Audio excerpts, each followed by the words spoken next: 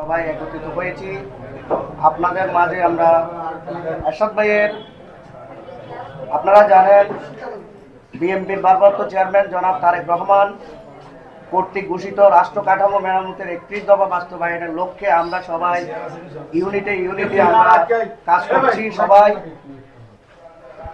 এবং 31 দফা বাস্তবায়নের জন্য আমাদের এরশাদ ভাইকে আমরা অবশ্যই নির্বাচিত করে জয়যুক্ত করে আমরা সংসদে পাঠানোর মাধ্যমে আমরা 31 দফা বাস্তবায়ন করতে পারব।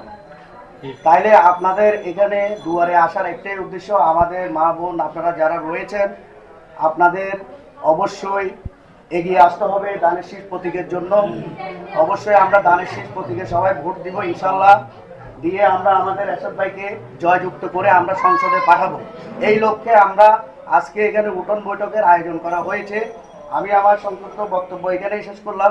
বাংলাদেশ জিন্দাবাদ, বাংলাদেশ জাতীয়তাবাদী দল